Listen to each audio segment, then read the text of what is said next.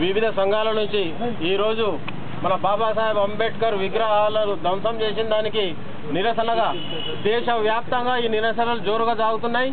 అయితే ఏదైతే ఉందో అంబేద్కర్ విగ్రహాలు పడగొట్టగానే ప్రతి ఒక్కరూ స్పందించి ఆయనకు నివాళులు అర్పించడం, ప్రతి స్టాచ్యూ దగ్గర కూడా పాలతో క్షీరాభిషేకం చేసేసి వారం రోజుల నుంచి తెలపడం జరుగుతుంది. కానీ ప్రభుత్వానికి ఎటువంటివి పట్టనట్టుగానే ఉన్నాయి. ఇంకా ఎందుకంటే ఏదైతే బాబాసాహెబ్ అంబేద్కర్ ఇచ్చిన రిజర్వేషన్ ప్రకారమే ఎవడైతే ఈరోజు ముఖ్యమంత్రి కానీ ప్రధానమంత్రి కానీ హోంమంత్రి కానీ సెలవుమని అవుతున్నారో అది మన బాబాసాహెబ్ అంబేద్కర్ ఇచ్చిన రిజర్వేషన్ ప్రకారమే వాళ్ళు రాజ్యం వెళ్తూ బాబాసాహెబ్ అంబేద్కర్ విగ్రహాలను కూల్చిన ద్రోహులను శిక్షించడానికి చాలా వాళ్ళు డిలే చేస్తూ ఉన్నారు. కాబట్టి మనం ఈ బీచ్లు ఇక్కడ దిక్కు ర్యాలీలు కాకుండానే అక్కడ ఎవరైతే ద్రోహులు స్టాచ్యూలను విధ్వంసం చేశారో నిజమైన ఎవరైతే వాళ్ళు ఉన్నారో వాళ్ళను పట్టేసి వాళ్ళ చేతులు నడి రోడ్డు మీద నరికే విధంగా మనం పోరాటం చేసినప్పుడే బాబాసాహెబ్ మనం నివాళులు అర్పిస్తాము.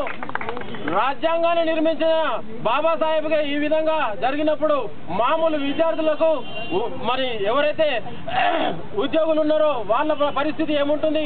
కాబట్టి మనం ఈ ఉద్యమాన్ని ఇంతటితో ఆపకుండా ప్రభుత్వానికి కళ్ళు తెరిపించే విధంగా మనం ఎన్ని రకాలుగా మనం నిరసన చేస్తూ వాళ్ళకు ఫోర్స్ చేసినప్పుడే నిజమైన ద్రోహులందు వాళ్ళను ఉరిశిక్ష ఇచ్చినప్పుడే బాబాసాహెబ్కు నివాళులు అర్పించే వాళ్ళు అవుతాము.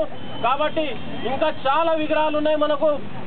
అప్పుడు గాంధీ విగ్రహాలు ఉన్నాయి, దానికంటే ఎక్కువ పెరిగిపోయినాయి. Babasaheb Ambedkar only SC, ST, BC మైనారిటీలకే కాదు రిజర్వేషన్ ఇచ్చింది. ప్రతి అగ్రవర్ణాలు కూడా ఈ రోజు అక్కడ ప్రభుత్వాన్ని ఏలుతున్నారంటే వాళ్ళకు కూడా ఆయన రిజర్వేషన్ ఇచ్చిందే. కానీ బాబాసాహెబ్ పుట్టింది దళిత వర్గంలో కాబట్టి అది ఒకటే వాళ్లకు. ప్రపంచంలో ముగ్గురే చదువుకున్న వాళ్ళైతే దాంట్లో బాబాసాహెబ్ అంబేద్కర్ ఒకటి అందరికీ తెలుసు. బాబాసాహెబ్ అంబేద్కర్ విగ్రహాలు ఎక్కడ ఉన్నా కానీ దేవుని కన్నా కూడా ఎక్కువ పూజించబడతాయి, ప్రతి ఒక్కరికి తెలుసు. కానీ అది అక్కడ జరుగుతున్నది ఏంటంటే బాబాసాహెబ్ దళితుడు కాబట్టి. ఉదాహరణకు మొన్ననే శంకర్రావు ఒక మినిస్టర్, ఇంతమంది ఉన్నారు అసెంబ్లీలో 294 సీట్లలో మన శంకర్రావుకు ఆ విధంగా అవమానం జరిగితే కనీసం తోటి శాసనసభ్యులు కానీ మినిస్టర్స్ కానీ ఈయనకు ఈ విధంగా ఎందుకు జరిగింది అంటే మనకు అదొకటే ఉదాహరణ. ఆయనను కూడా ఎవరు పట్టించుకోవడం లేదు.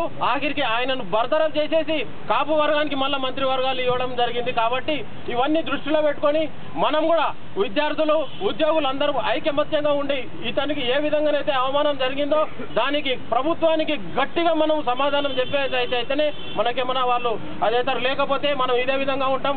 ఆ రోజు జవహర్లాల్ నెహ్రూ ప్రైమ్ మినిస్టర్ ఉన్నప్పుడు కూడా బాబాసాహెబ్ అంబేద్కర్ న్యాయస్థానంలో ఉండే, కానీ ఆయన ఆ మినిస్ట్రీలు దాన్ని పక్కన పెట్టేసిండు. వీళ్ళు చేస్తే లుచ్చ పనులకు ఏదైతే దొంగలు ఉన్నారో దొంగల నోట్లు 500 నోట్ల మీద 1000 రూపాయల నోట్ల మీద దొంగల ఫోటోలు ఉంటాయి. భారత రాజ్యాంగాన్ని రచించిన బాబాసాహెబ్ అంబేద్కర్ ఏ నోటు మీద ఉన్నది ఈ దొంగలకే ఉన్నది. కాబట్టి ఇక్కడి నుంచి మనం అక్కడి నుండి ఆ నోట్లను తలగబెట్టడం మొదలు పెట్టినప్పుడే మనకు నిజమైన బాబాసాహెబ్ అంబేద్కర్కు నివాళులు అర్పించినట్టు ఉంటుంది. మనం ఆ విధంగా పోరాటం చేసినట్టయితేనే మనకు బాగుంటుంది. కానీ ఇంకా లేకపోతే వీళ్ళు ఈ విధంగానే చేస్తూ ఉంటారు, డిలే చేస్తూ ఉంటారు.